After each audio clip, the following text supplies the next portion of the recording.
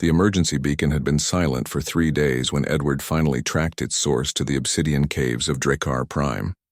As a field medic for the Terran Expeditionary Corps, he'd seen his share of impossible situations, but nothing had prepared him for what waited in the darkness. She was magnificent and terrifying in equal measure.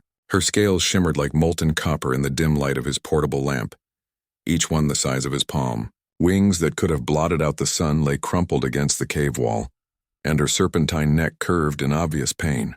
The Dragon Lady, as his scanner identified her species, was one of the Drakkari, an ancient race that had ruled this sector long before humans had learned to walk upright. "Human," she hissed, her voice echoing with harmonics that suggested she was speaking in multiple frequencies at once. "I did not call for your kind." Edward approached cautiously, his medical kit held before him like a peace offering. "The distress beacon doesn't discriminate. You're hurt and I'm here to help." Her golden eyes, each the size of dinner plates, fixed on him with predatory intensity. For a moment he wondered if he'd made a terrible mistake. The Drakkari had fought humanity to a standstill in the border wars, and the peace was still fragile. "My wing," she finally admitted, the pride in her voice cracking. "The cave collapsed during the seismic event. I cannot fly, and the injury prevents me from shifting to my lesser form." Edward examined the damaged wing carefully. The membrane was torn in several places, and he could see where jagged rocks had punctured through. For a creature that lived to soar among the stars, being grounded must have been torture. "I can help with this," he said, already pulling out his tissue regenerator. "But I'll need to clean the wounds first. It's going to hurt." "Pain is familiar," Lana replied, and Edward realized she told him her name through their neural translators. "Do what you must, human." He worked methodically, cleaning each wound with antiseptic foam. True to her word, Lana barely flinched, though he could see her claws gouging deep furrows in the stone floor. The tissue regenerator hummed as it encouraged her cells to knit back together, a technology that worked remarkably well across species. "Your people's medicine is more advanced than I expected," Lana observed, watching the tears in her wing membrane slowly close. "We're good at fixing things that break," Edward replied with a slight smile. "Had a lot of practice during the wars." An uncomfortable silence settled between them, filled with the weight of history and bloodshed. "It hurts. Down there too," Lana said suddenly, her voice lower, almost embarrassed. Edward paused, confused. "Down where?" She gestured with her massive head toward her hindquarters. "The collapse. Rocks fell everywhere. I am injured there as well, but I cannot reach or see properly." Edward felt his face flush. Even across species, some situations were universally awkward. But he was a medic first, and his oath didn't care about embarrassment. "All right," he said, moving around her bulk carefully. "Let me take a look." What he found made him wince in sympathy. Several deep gashes ran along her hind leg and lower body, and what looked like a fractured scale exposed vulnerable flesh beneath. This wasn't just painful, it was dangerous. Infection could set in quickly, and for all their fearsome reputation, the Drakkari were still biological beings. "This is serious," Edward said, already preparing his equipment.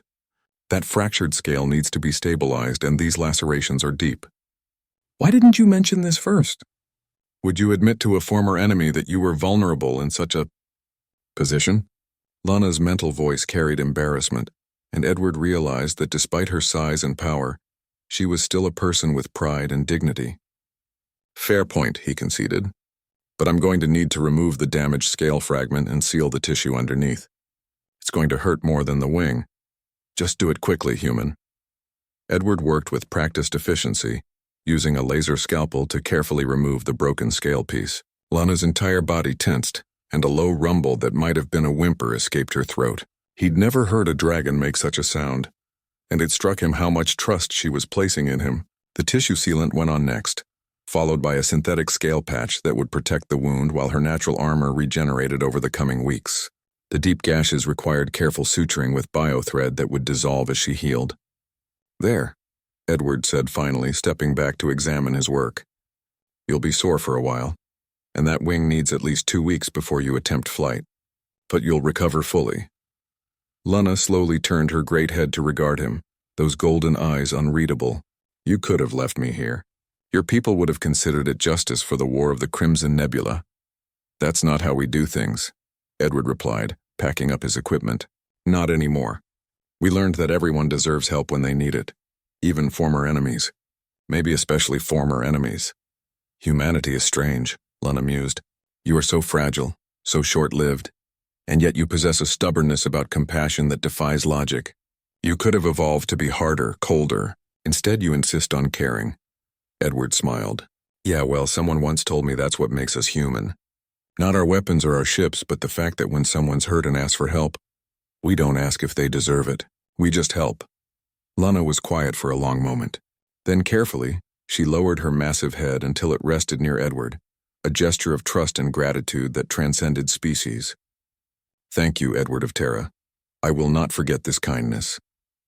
As Edward activated his comm unit to call for extraction support, he couldn't help but think that maybe, just maybe, this was how peace really happened. Not in treaties or negotiations, but in dark caves where enemies became patients and patients became something closer to friends. Just doing my job, he said. But they both knew it was more than that.